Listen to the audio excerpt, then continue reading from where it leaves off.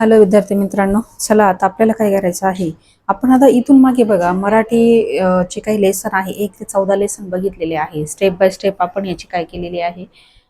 Step by step याची आपण काय केलेली आहे.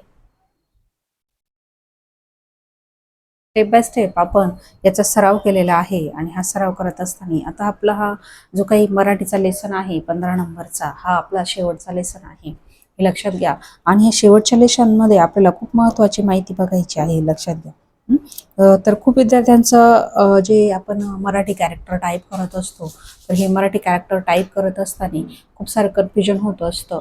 हे लक्षात घ्या की आता कसं आहे की नवीन जनरेशननुसार विद्यार्थ्यांना आपण म्हणूया की इंग्लिश शब्दांची जास्त सवय झालेली असते. मराठी शब्दांची एवढी जास्त आपली जरी मराठी मातृभाषा असली तरी सुद्धा मराठी शब्द हे खूप कमी प्रमाणात मुलांच्या लक्षात राहतात, हे लक्षात घ्या. तर टायपरायटरच्या म्हणजे टायपिंगच्या भाषेमध्ये काही कॅरेक्टरसाठी काही मराठीचे काही वर्ड असतात, काही शब्द असतात. ते शब्द आपण थोडंसं लक्षात ठेवण्याचा काय करायचा आहे, प्रयत्न करायचा आहे. आणि तेचही मी तुम्हाला 15 नंबरच्या लेसनमध्ये सांगणार आहे. कुठल्या 15 नंबरच्या लेसनमध्ये.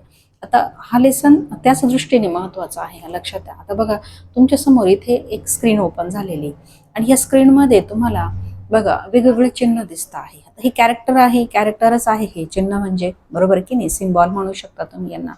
आता या प्रत्येकाला इंग्लिशमधनं पण नाव आहे, बरोबर आहे की नाही. आता सगळ्यात पहिलं दिलेलं आहे बघा इथे पूर्णविराम. पूर्णविरामला आपण म्हणतो फुल स्टॉप, बरोबर आहे की नाही. पण मराठीतून त्याला काय म्हटलं जातं, पूर्णविराम म्हटलं जातं.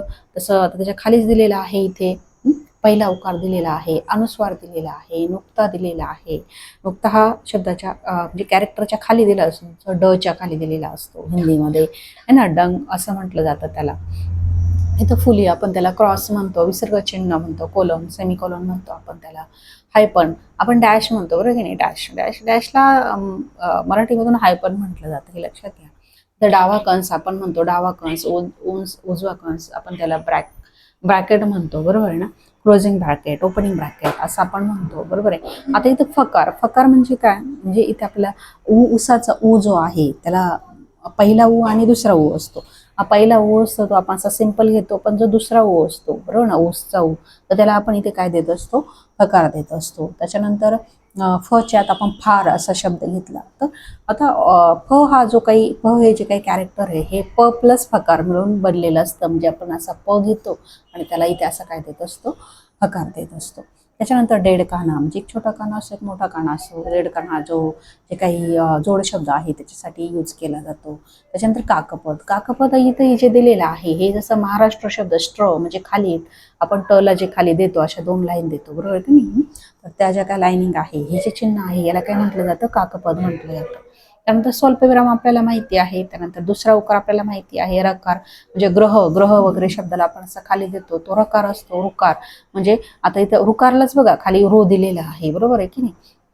आपण ऋषाली शब्द असेल तर खाली आपण काय देतो, रुकार देत असतो. त्यानंतर तिरका म्हणजे आपण त्याला स्लॅश म्हणतो, डेटला वगैरे आपण यूज करत असतो. त्यानंतर बरोबरचं चिन्ह आपण त्याला इज इक्वल टू म्हणतो. धैर्य अवतरण चिन्ह आपण त्याला single quotation mark, double quotation mark असं सुद्धा म्हणतो आपण. ते वेगवेगळ्या पद्धतीने असतं, ते खूप सारे टाईप्स आहेत त्याचे. पण इथे आपल्याला सिंगल आणि दुहेरी असं 2 अवतरण चिन्ह आपल्याला मराठीमध्ये बघायला मिळतात. त्यानंतर उजवा कंस आपण दिलेला आहे, जसा डावा कंस आहे तसा उजवा कंस आहे, बरोबर ना.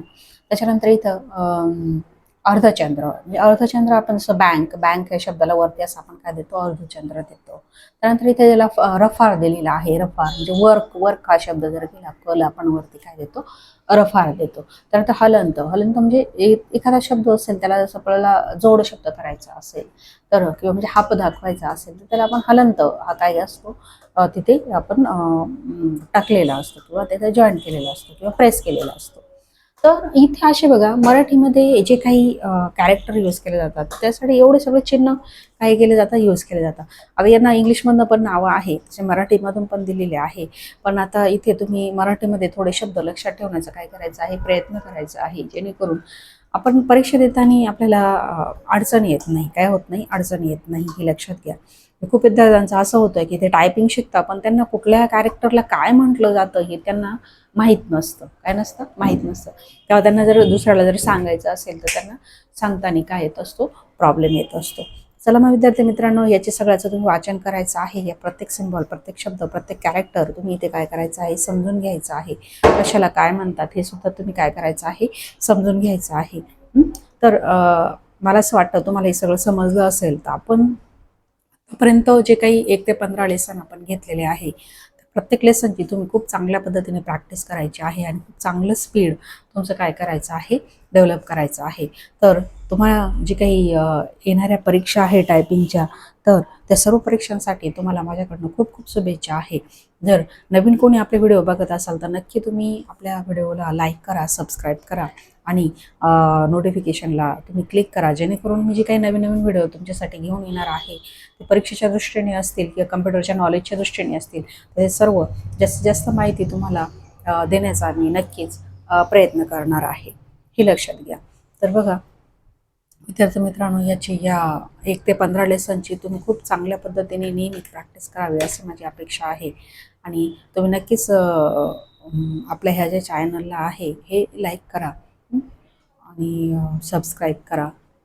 आणि तुम्हाला जर काही नवीन नवीन माहिती हवी असेल तर तुम्ही नक्की मला तुम्ही काय करू शकता, कमेंटमध्ये सांगू शकता की तुम्हाला काय नवीन माहिती पाहिजे आहे, हे लक्षात घ्या.